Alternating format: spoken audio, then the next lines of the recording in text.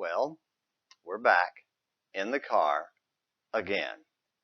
If you're a fan of the movies, you probably know that was Tim with a tension-relieving line in Jurassic Park. Well, we're back in Genesis 3 again. But we're going to shift our focus away from describing the devil. Today we're going to look at the promise of God that is our first introduction to his plan of salvation. We must admit that it's a mere hint of the plan which is not fully revealed until after the cross. But it's an important one nonetheless. Also, it's buried within the curse God placed on Satan for his part in bringing sin into the world. Verse 15 reads, "And I will put enmity between you and the woman, and between your seed and her seed. He shall bruise you on the head, and you shall bruise him on the heel." This is a powerful promise, and there are three things we should see in it. The first is wrapped up in the word enmity and is part of the curse on Satan, but in reality it's more of a promise for mankind. The promise is that there will be constant conflict. Well, how is that a promise, one may ask? Simply this: Satan didn't win. The war was not over. Satan may have won that battle, but not the war, which was far from over. And that means there was still hope for mankind. Second is the promise that humanity would play a part.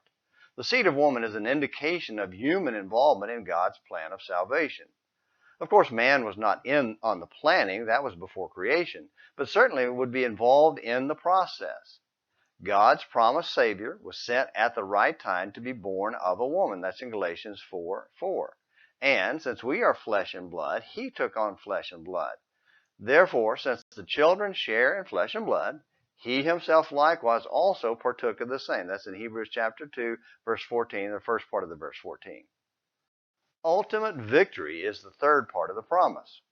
He, note the shift of person to singular, will bruise, crush in some versions, the devil's head. Satan was going to lose the war, though not without wounding the seed of woman, that is Jesus.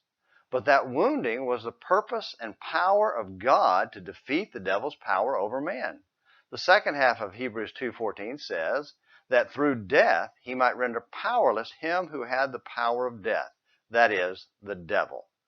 Well, let the power of God work in your life to bring about your salvation so you can share in the victory over Satan and sin. Well, I hope you'll come back tomorrow for another Morning Minutes in the Bible. Until then, this is James McClenny hoping you have a great day.